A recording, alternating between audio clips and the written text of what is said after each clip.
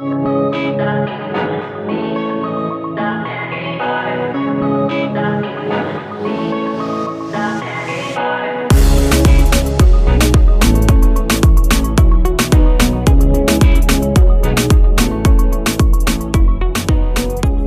everyone. Welcome to another episode of Side Talk. So, guys, tonight I have Shelby Wagner. She is a retired music teacher and she's a self-published author. She was married for 50 years. She's a mom of 2 and a Grammy of 1, and also a senior dating advocate. Welcome, Shelby. Thank you, Keisha. Appreciate being here with you and looking forward to talking with you. Absolutely. So, guys, last week I had Eleanor on the show, and Eleanor talked about senior dating and, what it's like getting back in the game, how you do that. And tonight, Shelby is going to be touching on a different topic. So, she's going to shed some light on dating and romance scams, which I think is so interesting because this can affect us at any age. And now that we're in like this age of technology where, we're meeting people online, we're more susceptible to things like this. So I thought that this was going to be like a great topic to discover and talk about. And I'm so happy to have Shelby here. Thank you.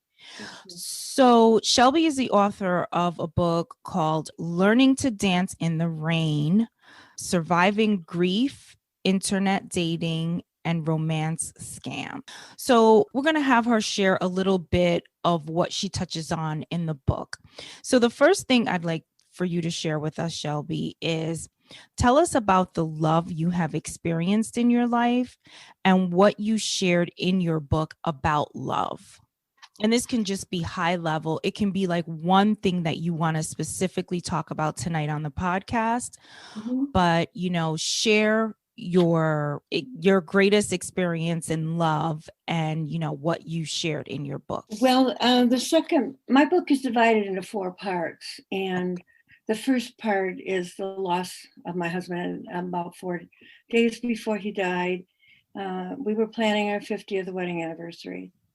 And you really have to love someone to be married for 50 years. Yeah. And that doesn't mean that it's always smooth sailing along the line either, because you do have your difference. You're 2 different people. So in the first part of my book, I'm talking mainly about him and how he got pneumonia and how he passed. And then I'm talking about the funeral and how all of the things you have to do immediately following a funeral.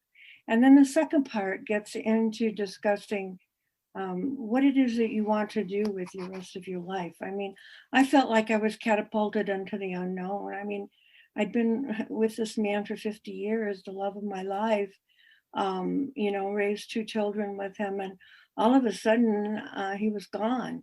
It was like Humpty Dumpty falling off the wall, the pieces of my life laying on the floor in front of me. And I did not know what I was going to do. Luckily, my children, my son and daughter, they came to my aid and offered their support. And my daughter even suggested that I move in with them until I sold my house in Tennessee, which was difficult being there because we had built that house together. He had designed it according to my specifications, loving me and knowing how I wanted things. And so it was very hard to be in that house alone without him.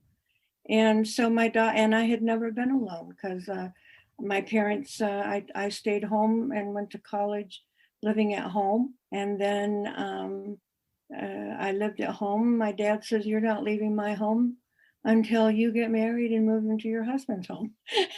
Back in those days, 55 years ago, for a single woman to move out into an apartment or whatever, even with friends, was just not part of what my family was willing to accept. And so I had never lived alone.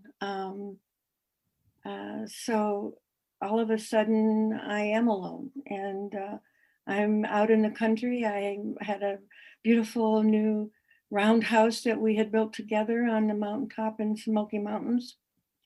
And I could see forever. I could see the mountains in the distance and all of the rolling hills in between. And so it was scary for me to even think about it. My daughter says, I know you've never been alone, so we want you to come live with us, give you time to grieve, time to sell your home, time to think about what you want to do for the rest of your life. Wow, that was a big undertaking, you know. Oh, you mean there's another chapter?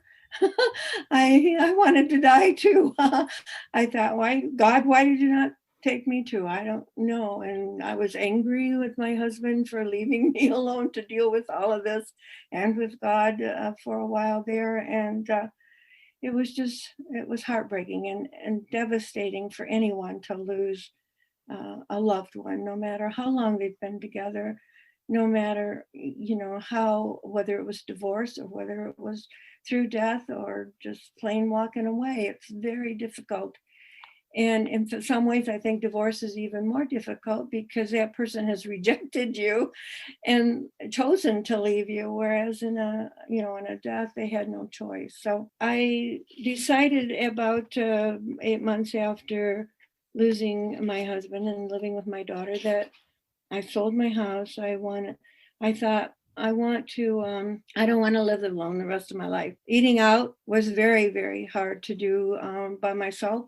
Going to the movie, I had gone by myself when I was married, and it didn't mean too much. But boy, now, as I was alone and I had no friends because I had moved 600 miles away from my friends, and so it was a difficult time. And I told my daughter I'd really like to make, you know, I've got to have some friends here. I left all my friends behind. And she said, well, we have, you know, there are people in and out of my house all the time. I said, yeah, but those are your friends. Those are your in-laws. You know, they're not mine. And they make me feel comfortable and I love them. But I need somebody that's, you know, my friend, wanting to do things I want to do. And so she and my son were both very much against me trying the internet dating site, even though my son had found his wife on one of them. And they said, well, those men on those weddings, they don't want a friend, Mom. They're going to steal your money. They're going to want sex. They're going to, you know, all this bad stuff. And I thought, my daughter thought I had not grieved enough and wasn't ready to get back. She says, you know how difficult dating was when you were 20, 50 years ago.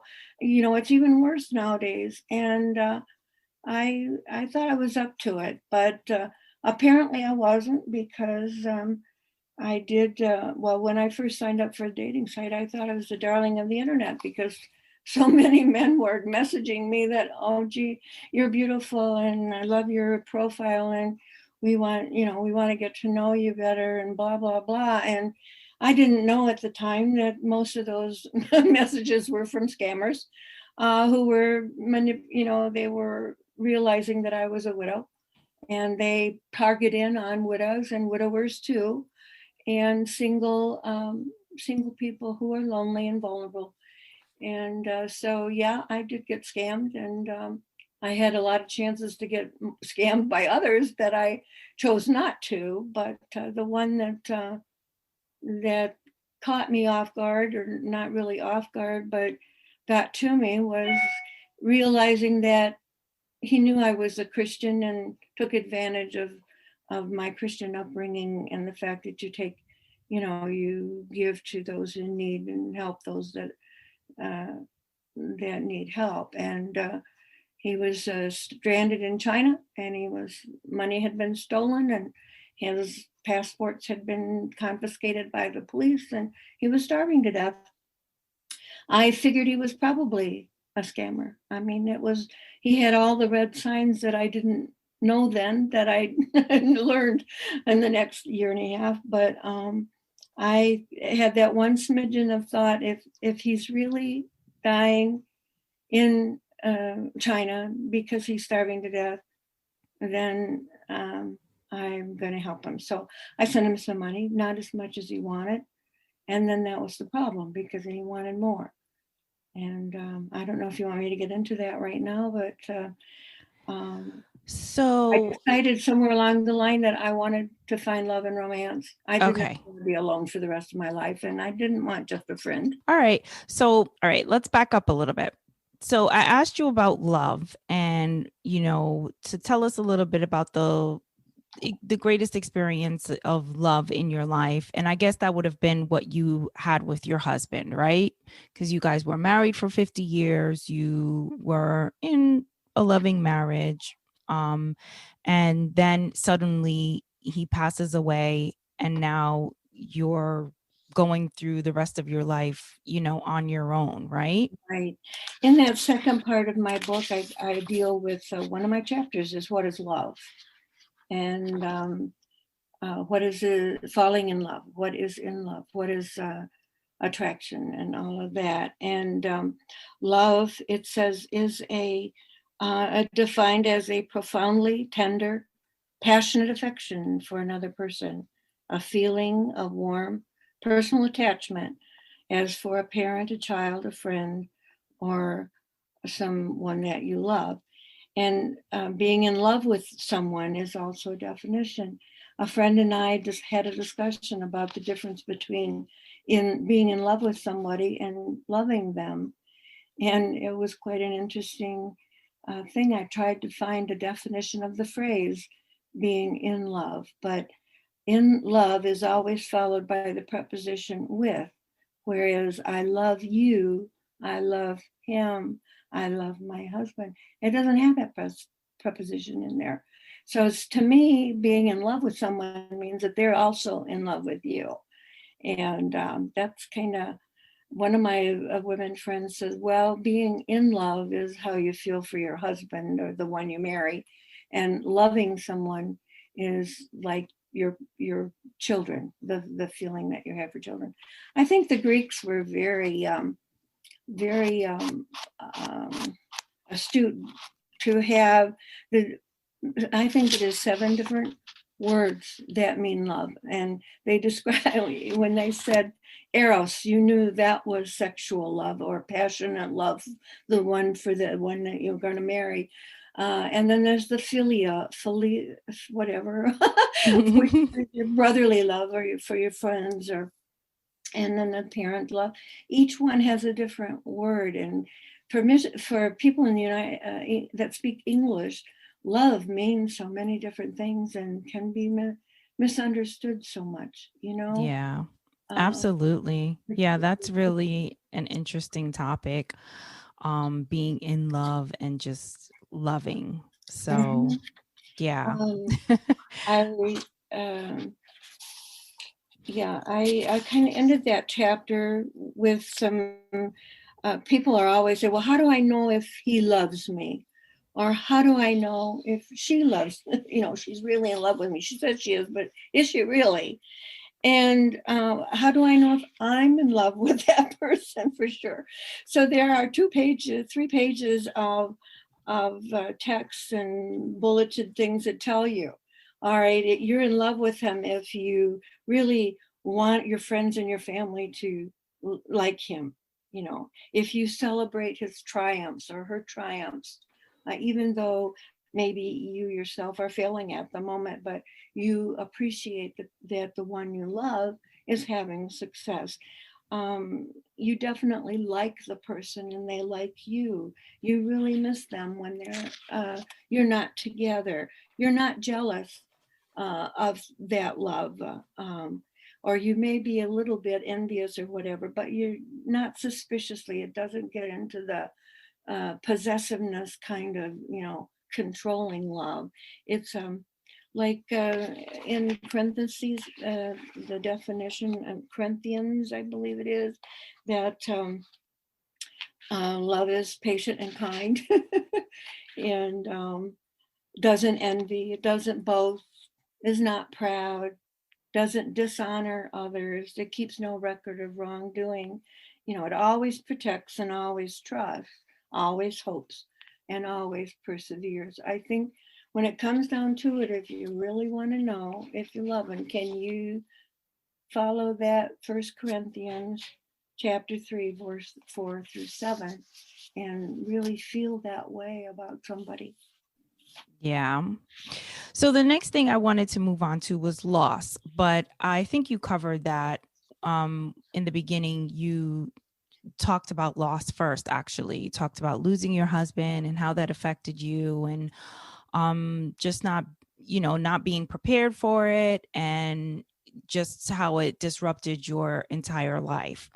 Yes. And I wanted to then move on to the new adventures that you found yourself on, now that you have to start this new chapter on your own.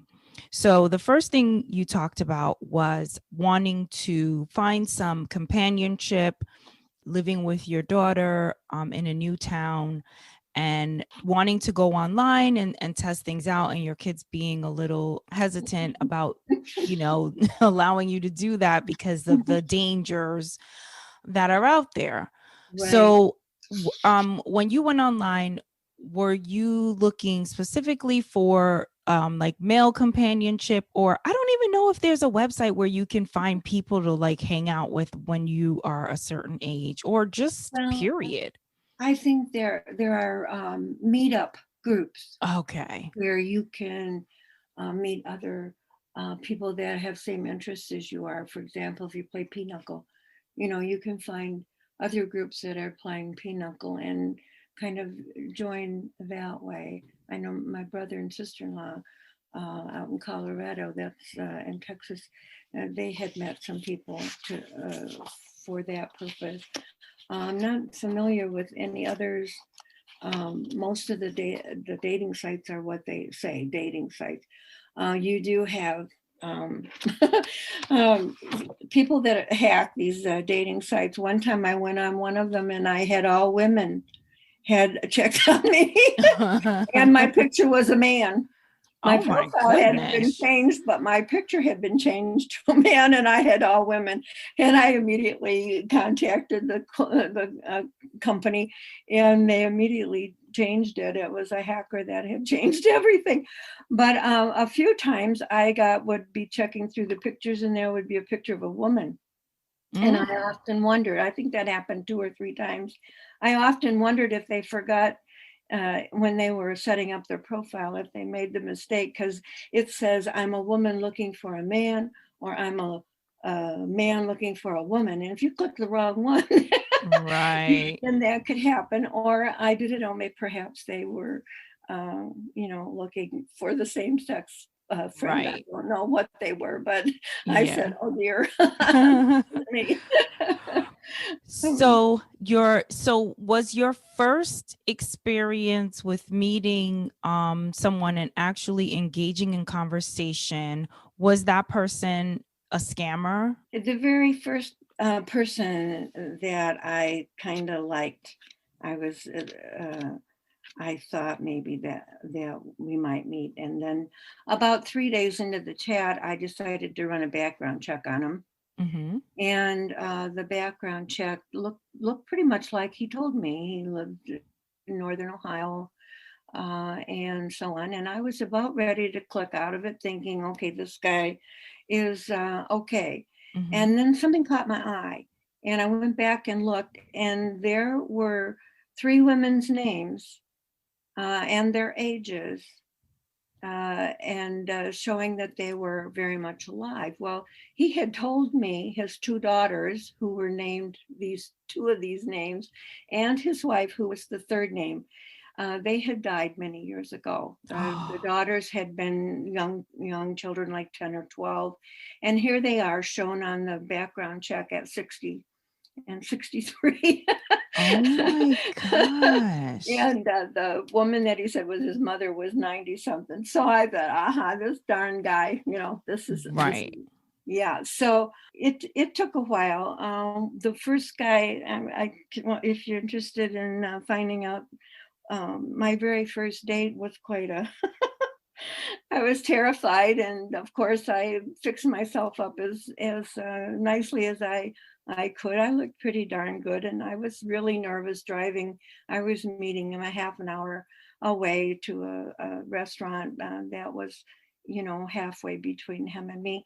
And so here I am, really looking, being scared, but excited too. And I walked into the restaurant and looked around, and there was this man waving at me in the back. And I thought, oh, please don't let it be him. But it was.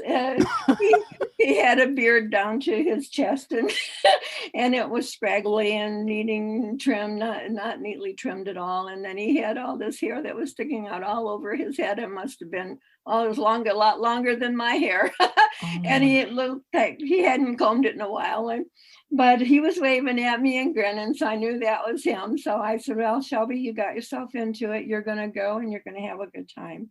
And so I walked back there, and I said, he got up and introduced, he's a Shelby.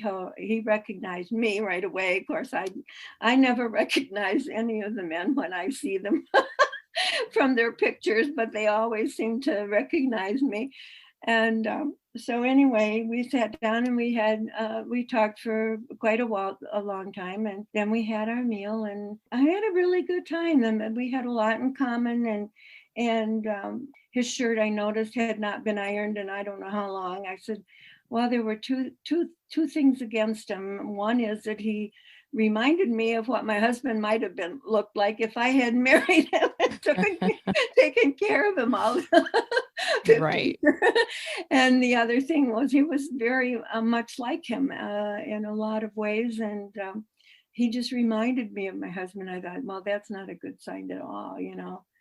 And then when we got up to leave, he wanted to walk with me out, and he paid, and I waited. Well, then he leaned over to give me a hug, and that was all right.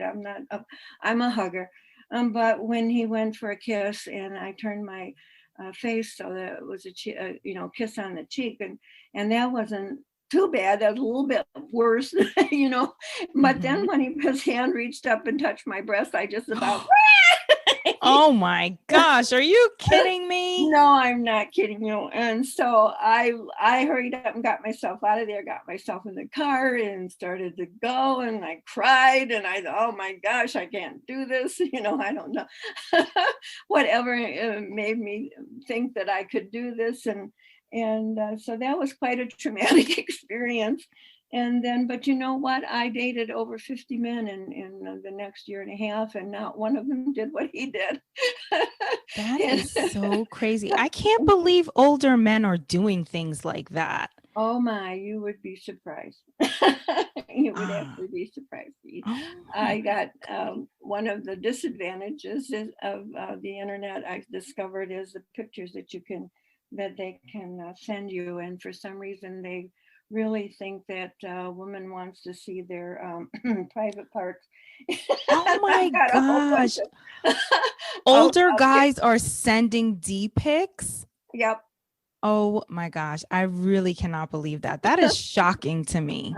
Oh, well, it was quite shocking to me too. And I know it would be to some of the other people if, if women, if they knew, and I don't know, I never talked with them, sexually that much about it to make it an X-rated, but boy, I probably got about 8 or 10 different guys Wow. sending me these pictures. But the So you said something very interesting. You said that the first guy, he reminded you of your husband and you thought that that wasn't a good thing. Why did you think that that wasn't a good thing? well, I was afraid if I would always be comparing the two of them if they were Mm, too much alike.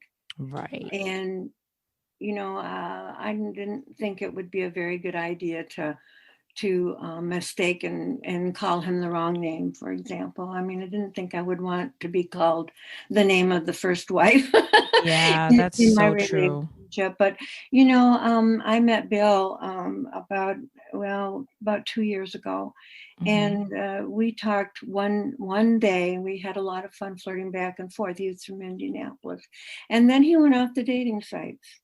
And I didn't see him for about 7 or 8 months. Hmm. And then he came back on, and I've kind of forgotten where I was heading with this, but we were talking about reminding you of someone. He and I get along. We finally did get together. Took a year for us to get back together and decide that, yeah, we didn't have a lot in common, but we sure liked each other, and we liked some of the same things, and we're very patient with each other. And sometimes I've called him Bob, even though his name is Bill, and he doesn't react negatively. And someday he talks about his ex-wives, and we just get along very fabulously. And I don't even worry about it anymore if I happen to slip with the wrong name, and he doesn't worry about it either. But I think with some men it would have been very upsetting to them, or even to some women, if their new husband called them by their first wife's name. I And know. he was the one that touched your breast, right? Oh, no, no, no, Oh no. no. I never saw that guy again. No, Oh, well, okay. yeah, he cooked his goose right away. No, what I'm thinking about Bill is that things have just been so very easy, and um,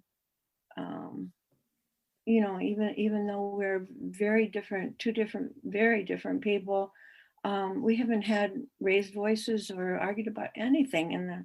And we've been together just a little over a year, just about the time that COVID started, and the quarantines, which I'm very glad that God sent this man in my life, so I wouldn't have been alone during all this time, like a And lot of. you met him online. Yes, I did. Okay. Oh wow, that's Yeah, great. So it and I took a met him lot of I um met him online after I had been scammed. In fact, after I had written my book, because he went on Facebook. This is my second book, which is the second edition of the first one. It's got the first book inside it, plus more added to it. And mhm. so in 2018, in December, I had published the first book. And then when Bill and I got together about the middle of the 19, he said, "Oh, I see you've written a book." Oh, he says, "I think that's wonderful." And I had other men say, "Oh, I see you've written a book. Have you been writing about me?" And they're Oh, very intimidated jeez. by it. But Bill, he's just, "Oh, gee, this is wonderful." I'm very supportive. But I heard my hairdresser said that one woman was very upset that her husband refused to take a picture of, put the pictures of his ex-wife, or former wife, away, that she didn't want to see them. And Patty told her, "Hey, that was part of his life. You should not feel that way." And I kind of feel that way too. I asked Bill, I said, "Do you want me to put my pictures of my husband away?" And he says, "No, they don't bother me." He says, "He's part of your life. You were married to him for 50 years. Why should it bother me now?" And I Right. think that's a very wholesome, a very realistic view of the whole thing, instead of this jealousy that so many people have. "Oh, don't you dare talk to me about your first wife. I don't want to hear it." So no, Right. people, they still need to talk about things that they remember. I love that.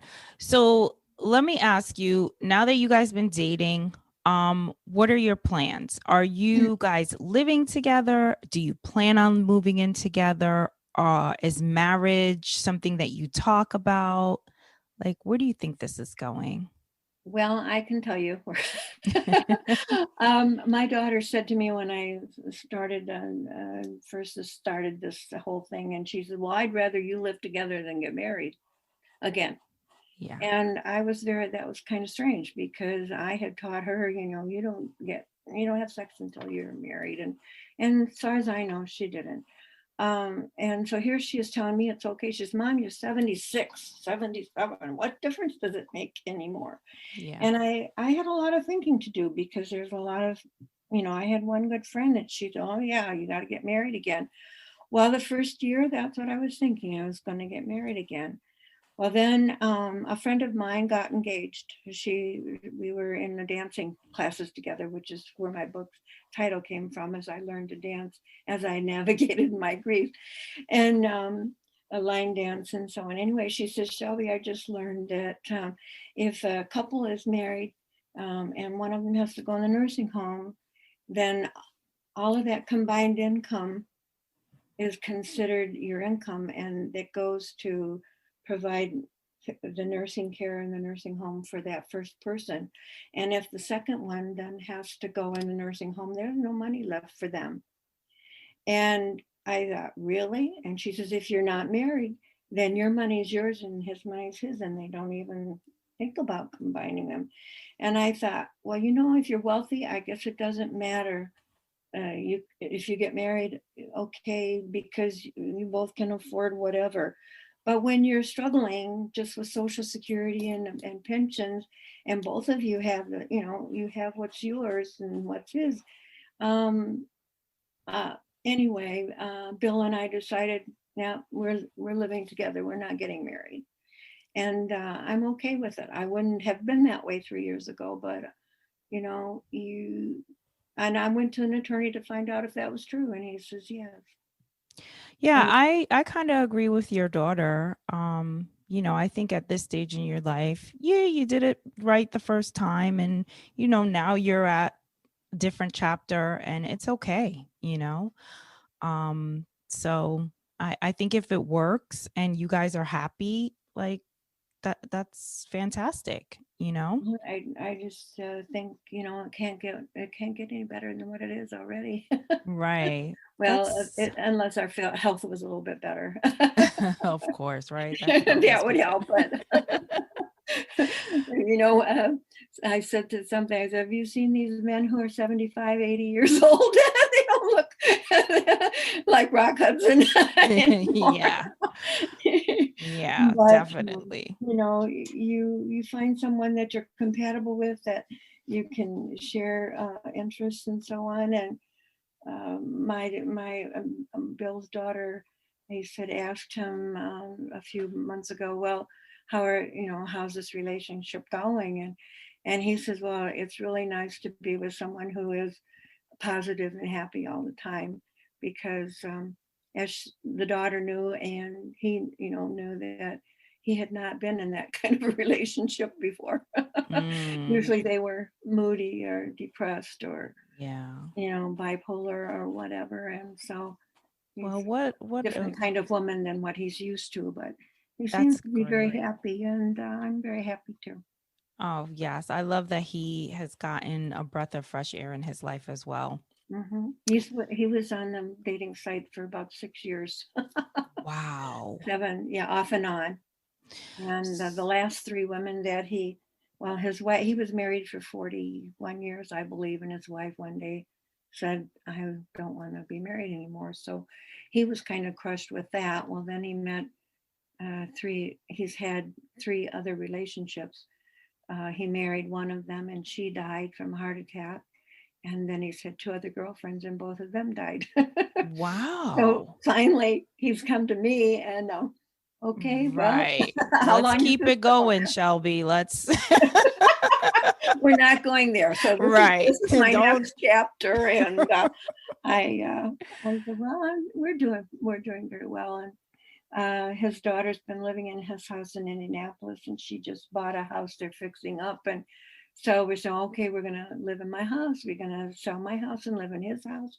What are we gonna do? And so sell both of them and move somewhere else new. I don't know yet. We're in the talking stages and not quite sure what we should do next, but we've got time. We've got lots of time. And you know what's so interesting to me is I always wonder like why older people move. Like sometimes I'll hear someone say, "Oh, my parents are moving," or "Oh, my mom's moving," or "Oh, my dad." And I'm like, "Why are they moving? Like what is happening here? Don't you after you get to a certain age, don't you just stay put?" But things happen in your life where you actually move. You might meet Oh yeah. someone, you both have houses, you have to make a decision, Mhm, a spouse passes away, you sell the mhm. house, like things happen. So that's very interesting too. There's different strokes for different folks. That's Right. the same. Yeah. Because I've met one man, that they kept both of their houses, and they'd go back and forth weekends and whatever, and take care of the other one and blah blah blah. And then there's been where she sold her house, moved in with him, and then the other way. And so people just, I always thought, well, maybe I wouldn't want to live in the house with my future husband that he had lived in with other wives. And my house, I bought it new after my husband died. So my husband never lived here. So that's not a problem here. On the other hand, with Bill's house, his second wife lived there. And so it's, I don't know. I thought, I don't know. I guess I'd rather live in a new place with him rather than be reminded that she's she once was here. I don't know. It's your ideas change as you get older, and Right. you're able to. I think, well, a lot of us have issues, and I don't know. It seems like Bill and I, we really don't have any issues. We at least not to disrupt our life and disrupt our relationship. We just get along very well.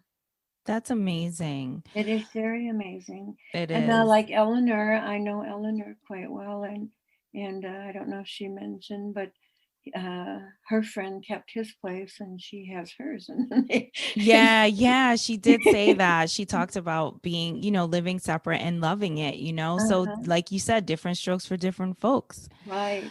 So I asked Bill if he thought about that, and he said, "Well, I have thought about it, but so far we're staying together."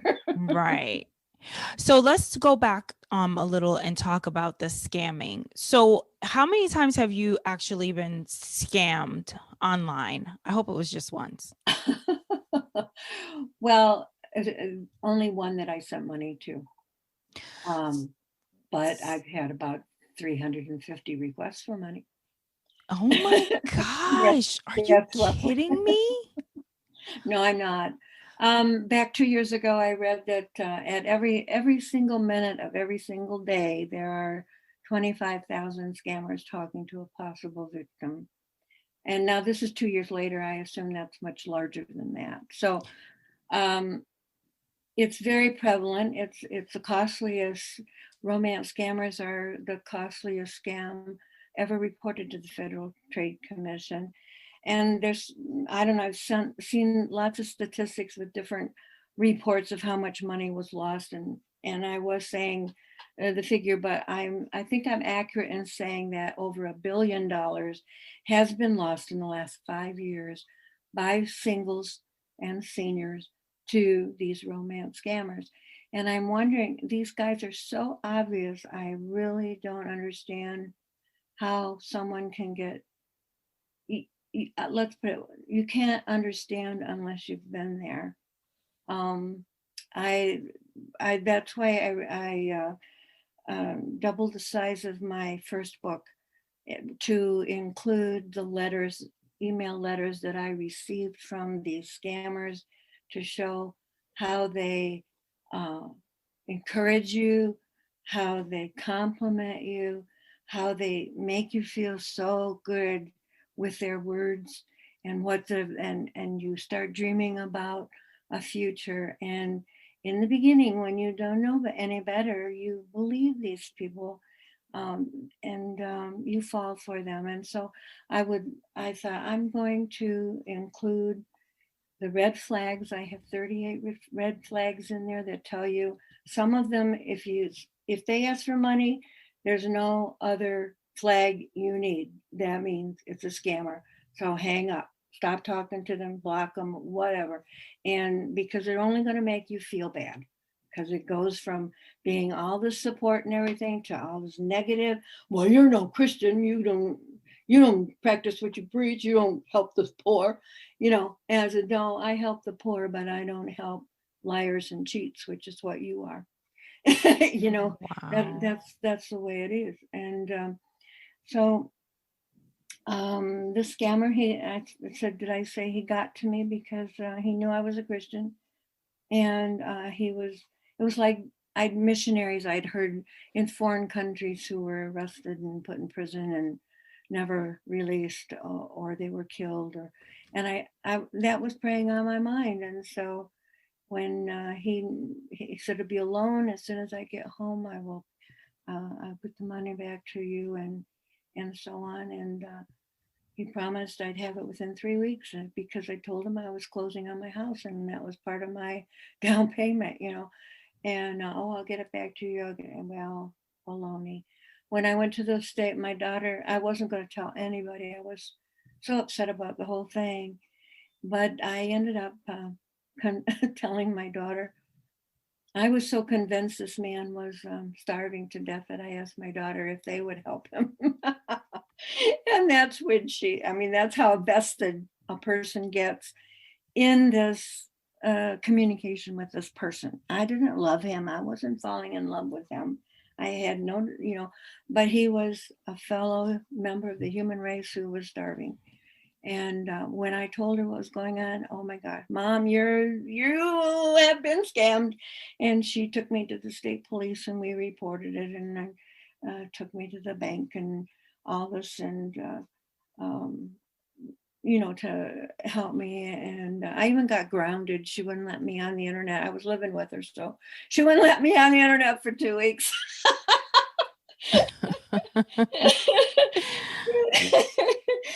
And so yeah, I in that first 2 years I talked to 200 men, which I know one was a teenager, and I assume that, like Bill, he knows that these beautiful young 30-year-old women that are trying to get money out of him are really men. And he's got some of them to admit it. And Bill says, I could teach them to be better scammers. But if they are an American and they're out of the country, that's a really red flag. I had one 70-year-old man tell me he had a 10-year-old daughter. I said, what? How does that happen? And he tried to explain it, but I don't believe it. And so if these scammers, they will, if they are engineer, if they have their own business, if they are in the military, if they were oil riggers, all of these were the type of jobs that these men had that, I got to know, that asked me for money. Sometimes the one man was on a submarine ship, and they had engine room trouble, and he needed 25,000. He needed me to buy a part for the submarine and helicopter it out to him at sea so he could fix that ship. Because otherwise the pirates were going to come and kill them all. Oh my gosh. So that's one real long story, but I did not fall for that one. And I had oil riggers, which there was one very handsome guy that claimed to be an engineer on oil rig and out in near English Channel. And oh boy, I had a hard time not saying no to him. I mean, to saying no to him, not sending him money. But after that, I decided I was not going to give my heart to anybody until I met them. And then when I told that later on to other scammers, wanting me to commit, wanting me to trust them, wanted me to not talk to anybody else on the dating site. And I said, no, I'm not. I've got friends I have made. I'm going to continue. Oh no, you need to just pay attention to me. And I said, no, I'm not going to do that. Well, you need to trust me. No, I can't trust you until I have met you and spent time with you. And I can't love you until we have met. And the same thing, you need time getting to know each other, getting to know whether you really like each other before you fall in love with someone. I don't know how you fall in love with letters and pictures, because they steal the pictures from the internet. The pictures are out there, and they steal the pictures. They steal profiles. They tell you what you want to hear, and the letters are beautiful. And I have a whole chapter of letters from one of the guy, two of the guys. One of them especially were very endearing, and I thought, why am I putting this up there? And I said, because people who are so skeptical and can't understand how an educated woman can fall for this crap, pardon my language.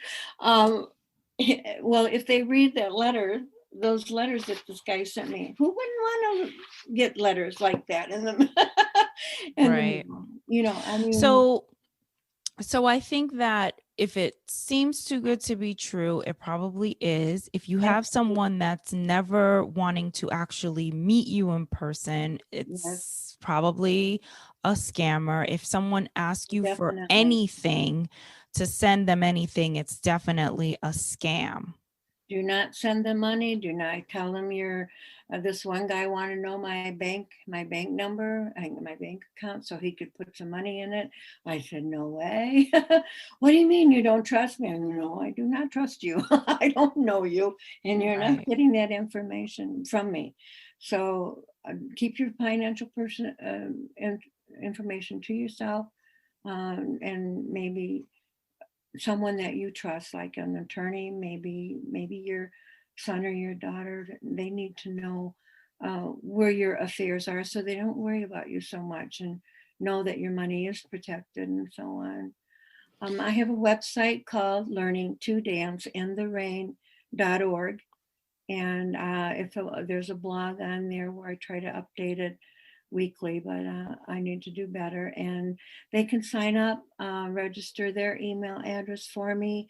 I can send them, if they have questions, I would be glad to chat with them, give them some support, because if you're grieving, you need that support. And yeah, I grieved for my husband, and yet I grieved when uh, for myself, when I gave that money that I couldn't afford to give, and knew that I had been so gullible to fall for that scam.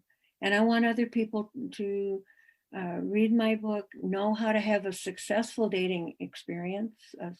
I have tips for what to do to have fun with it. Don't get so emotional about it, and how to get more, learn more about the person.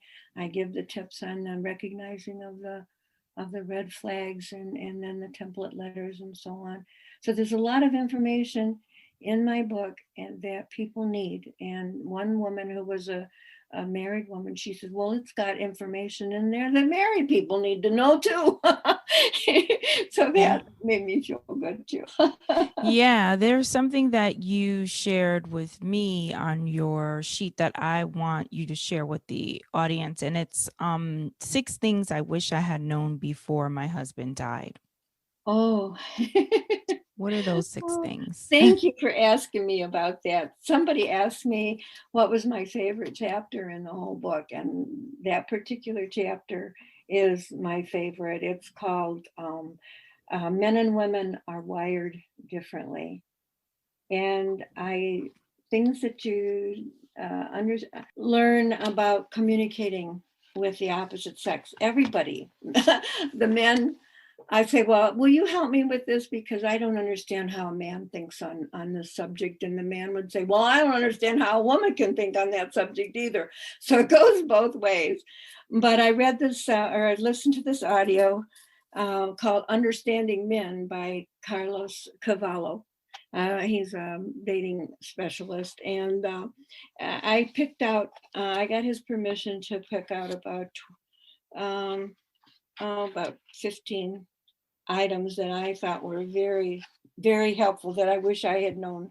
The first and the main one was that most men cannot multitask. For example, if you tell him, my husband would, maybe he would be thinking on Saturday that he's going to fix the garage door.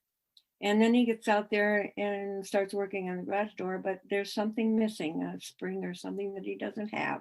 And then he gets all upset because he can't fix the door because he doesn't have this part. And he can't get it because the stores have already closed. And I said to him, well, how about going upstairs and fixing the toilet in the bathroom? Oh, no. He couldn't do that because his mind was geared on that garage door. And so they Mm-hmm. can't switch real quickly to something else like women can. And that's what he was talking about with multitasking. Women do it naturally. We cook, we talk, we can talk on the phone, we can watch a TV program, we can babysit the kids, and we can fix dinner all at the same time. Yeah. Man, no, it's one thing at a time. And I wish I had known that, because then I wouldn't uh, Cavallo is saying, prepare, schedule your want to talk time with a time when he's not reading a newspaper, when he's not watching a ball game or watching the news, when he's not doing something else, and schedule that time to sit down and just chat and have, talk about what it is. Another thing I learned from him was that it's okay to say, "Are you okay?"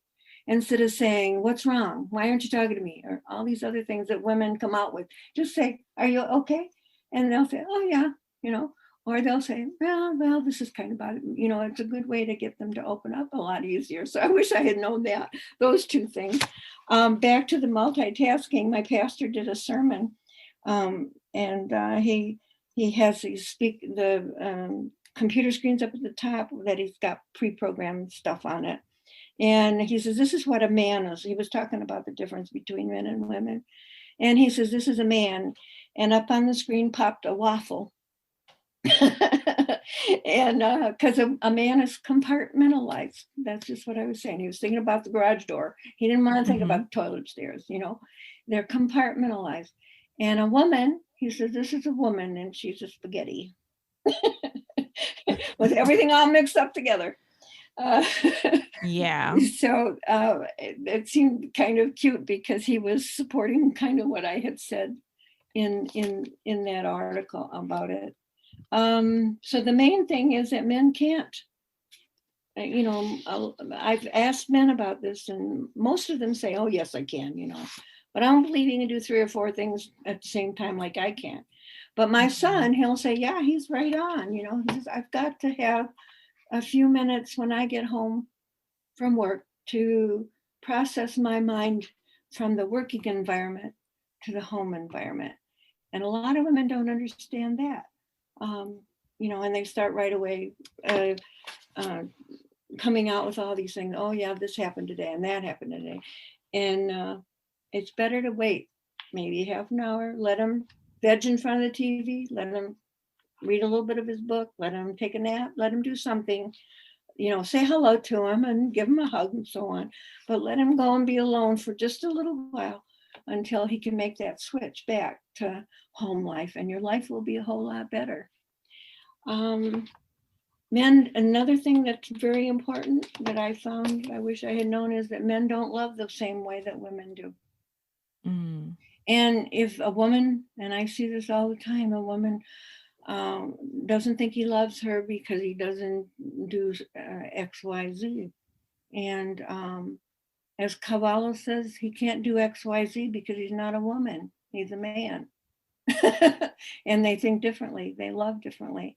A lot of times to them, showing respect is telling you that they love you, or when they do something for you, that is telling you that they love you, rather than just saying I love you and hugging you and all of that we expect, but to just think, okay, what does that man do for me? Oh yeah, I didn't have to ask him to carry out the garbage. He did it, Oh, okay, that's telling me that he loves me. And a lot of people, a lot of women just don't think about that. Another thing that I learned was don't be a doormat. A woman sometimes will be a doormat and let them walk all over her, and that is not what you need to do. You need to stand up for yourself, and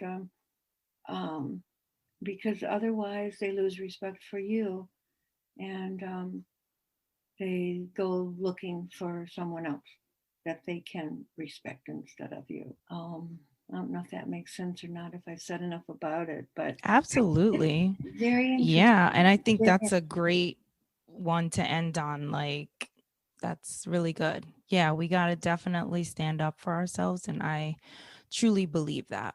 So I love that you said that. A book that I was reading just about that same time is that, what's it called? Why Men Love Bitches. And that's an awful name. I thought, oh my gosh, and when I got into it, but she doesn't mean the typical stereotypical meaning that we think of with that word. What she means is we need to stand up for ourselves, and men respect you more when you do stand up for yourself than when you just lean over backwards to do everything for them and, let them get away with murder. Yeah, for I get what sure. you mean. Yeah. So, but anyway. Well, it was such a pleasure having you on the podcast and finding out about your journey and how you've survived, losing your husband and having your second, chance at love and, being able to pick up the pieces and move on successfully. It's And very hard, also, and it takes a lot of, you know, they say it takes a lot of courage, or I don't have that much courage. I said I didn't either in the beginning, but you take one step at a time. How do you eat an elephant? A piece at a time, right? right. Definitely.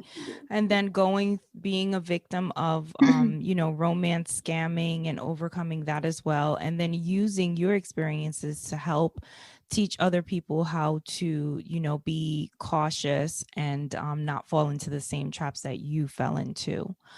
So please tell everyone where they can go to read up on the tips that you're sharing about romance scamming and how to purchase your book and all of the other interesting and helpful information that you have.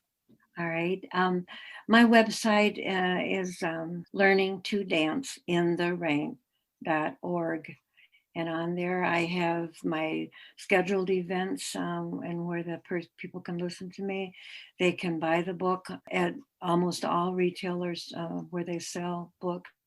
It's on Amazon.com, although they keep messing with my pricing on there. It's a real good deal right now because they keep lowering the price.